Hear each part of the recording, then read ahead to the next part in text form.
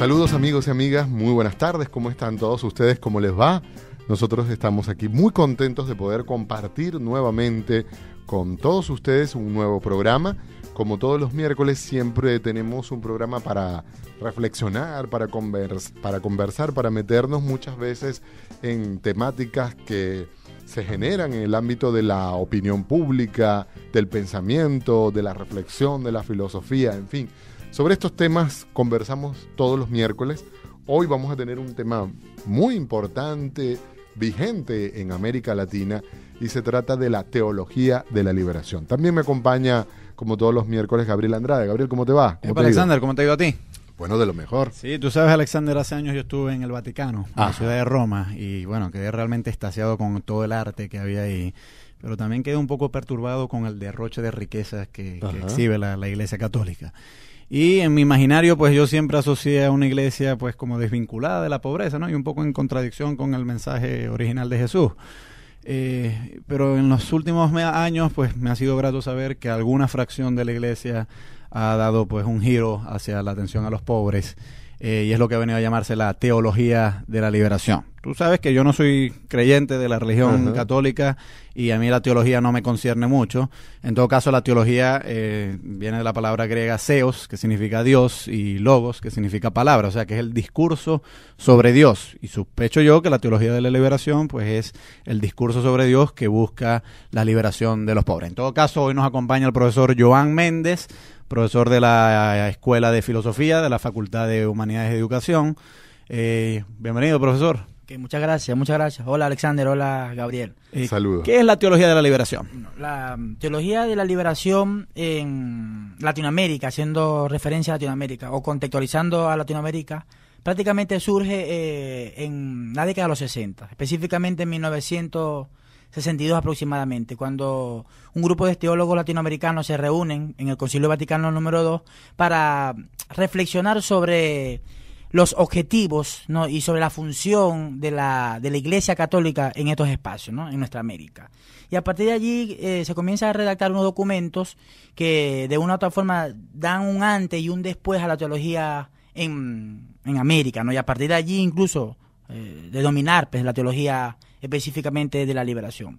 Muchos teólogos preocupados realmente por el papel social que jugaba la iglesia, muchos de ellos condenaban que estaba un poco desvinculada de lo que Cristo estipulaba, pues, ¿no? Dentro de su propuesta que la encontramos en la Biblia, dentro de su propuesta bíblica, y que realmente la iglesia y conjuntamente los teólogos debían cumplir una función eminentemente social, ¿no? Entonces yo creo que esa es una de los orígenes, si pudiéramos colocarlo en fecha, de cuándo se inicia la teología de la liberación en nuestra América. Entonces, a partir de allí se dan otras reuniones y se dan otras reflexiones y también otros tratados, otros discursos que lo podemos ir señalando, pero ¿no? Y sobre todo lo podemos ir encontrando en el devenir de la...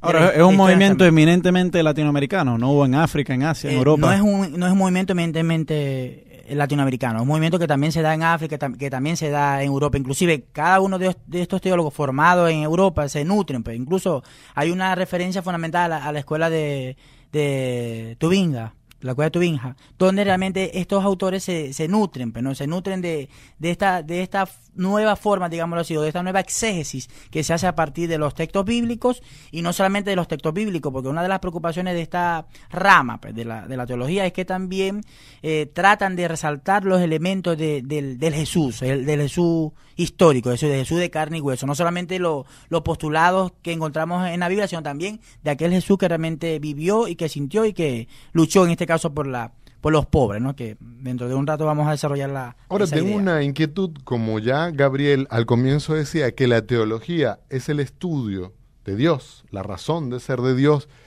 ¿Cómo una teología se plantea estudiar y reflexionar sobre la pobreza, sobre la situación de esclavitud o de opresión, la relación tiene que ver eso con Dios. Eso pareciera más bien sociología, diría yo, y además, o política, sí, más que teología. Es decir, ¿dónde está la vinculación teológica? Una de las cosas fundamentales de que estos teólogos tratan de demostrar es que en la misma Biblia encontramos postulados donde realmente Jesús se preocupó por la por los pobres, es decir, por la preferencia realmente por los pobres. Claro, ellos lo destacan muy bien, no solamente material, sino también espiritual, y que la iglesia siempre ha venido desarrollando solamente el carácter espiritual. Y ellos decían que es hora, que es el momento de hacer la reflexión ahora también desde el punto de vista material, es decir, sí, pensar en el reino de Dios que está ya después de la muerte, pero ¿qué pasa con esta vida terrenal, ¿no? Entonces ellos se comenzaron a preocupar también por esta vida terrenal, contextualizando, por supuesto, el momento, ¿no?, histórico en que se encontraba América Latina: opresión, explotación, pobreza, etcétera, etcétera. Entonces, a partir de allí, su preocupación, y que se desarrolla, por ejemplo, en Medellín, posteriormente en el 68, y después en Puebla en 1979, es decir, la preocupación de estos autores era tratar de vincular realmente el estudio de Dios, sin discusión alguna, nunca lo dejaron de estudiar, ¿no?, de vincular, pero también a su vez de cómo la prédica que se podía encontrar en la palabra de Dios iba orientada realmente a una orientación liberadora, una orientación hacia realmente encontrar elementos que permitieran romper esa dinámica de opresión y de esclavitud. Entonces, por ahí comienza la discusión de estos teólogos, ¿no? Hay un libro central dentro de la teología de la liberación, que es el libro de Gustavo Gutiérrez, Teología de la Liberación, es decir, que es el punto de partida básicamente desde los textos que hay, un libro como de unas 300 páginas aproximadamente, y allí se hace una reflexión profunda, primero una mirada de América Latina para reflexionar sobre Dios. ¿Cuáles son las herramientas o las metodologías del pensamiento en general que toma la teología de la liberación para analizar la realidad? Porque creo que la teología no le da precisamente esas herramientas al teólogo de la liberación para analizar la situación. Muy bueno que tocaste ese punto, Alexander. Ciertamente el texto de Gutiérrez, Teología de la Liberación, lo publica en 1971, es decir, prácticamente una década después de la reunión del Concilio Vaticano II. Y los elementos teóricos que encontramos tanto en esta obra, porque hay un antes y un después de esta obra, si no podemos decir tampoco que la Teología de la Liberación se agota en este texto de Gutiérrez. Hay muchísimas publicaciones posteriormente a este texto de Gutiérrez, pero es un texto clave, ¿no? Uno de los elementos teóricos que se incluye en esta nueva interpretación exegética de la Biblia, sin discusión alguna, son las orientaciones provenientes del marxismo. Es decir, es la teoría marxista ahora que nutre, digamos así, a esta nueva forma, ¿no?, de hacer exégesis a la Biblia, pero no solamente la corriente marxista, también hay otras tendencias, ¿no?, pero fundamentalmente la marxista en el caso particular de Gustavo Gutiérrez. Es decir, esta referencia de la lucha de clase, por ejemplo, esta referencia de la opresión, de la explotación, de la crítica inclusive al sistema capital, proviene sin discusión alguna respecto a marxista. Es decir, comenzamos a ver entonces como un híbrido, ¿no?, entre lo que la teología venía desarrollando en nuestra América y ahora incluyendo algunos elementos, algunas categorías de la corriente marxista, ¿no? Ahora, Marx no tenía mucha simpatía por la religión como institución, y esto tú y yo, Alexander, en programas pasados lo hemos discutido varias veces. La frase emblemática de Marx es: la religión es el opio del pueblo, porque él veía a las creencias religiosas como una forma de dominio. Entonces, claro, a un observador que viene de afuera, como yo, que no soy, pues la verdad es que no me considero ni marxista ni cristiano realmente, a mí por lo menos se me hace difícil ver cómo un sistema puede conciliar una crítica al cristianismo por parte del marxismo, no solamente al cristianismo, sino a la religión. De qué manera la teología de la liberación logró, si acaso lo logró, conciliar sistemas que parecieran opuestos. Sí, en ningún momento su objetivo fue asumir la postura marxista tal cual como en su momento lo planteó Marx a mediados del siglo XIX, ¿no? Básicamente ellos orientaron cómo Marx se preocupó desde el punto de vista sociológico, filosófico, incluso hasta económico, ¿no?, el economicista, cómo se preocupó realmente por lo que ellos en este momento querían caracterizar, es decir, la pobreza, ¿no? Es decir, la pobreza y de dónde provenía esa pobreza, qué factor. Entonces, yo creo que eso es lo que había que destacar. Ellos, por supuesto, y creo que lo vamos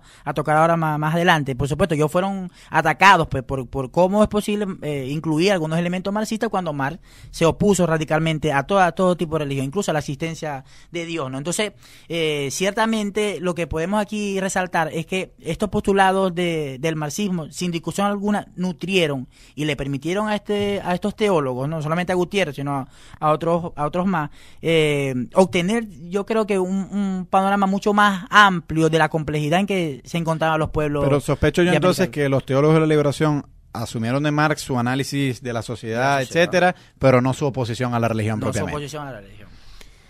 Es tiempo de hacer una pausa. En el texto de Gustavo Gutiérrez hay una reflexión que realiza Gustavo Gutiérrez que es importante, que dice que si, incluso para el momento que nos decía el profesor Joan, que aparece el libro de Teología y la Liberación, estamos hablando del 72 aproximadamente, él decía que si nos colocamos en el medio de América Latina y miramos hacia arriba y miramos hacia abajo, la situación de América Latina iba a ser similar, una situación de opresores y oprimidos. Y a partir de allí es que asumen la reflexión que le da la teología marxista, el materialismo dialéctico, de analizar la realidad, y que el ingrediente novedoso que se va a hacer es cómo dentro de esa reflexión se agrega el tema cristiano, teniendo como centro el personaje de Jesús. Es decir, que en cierta medida la teología de la liberación va a ser fundamentalmente muy cristocéntrica.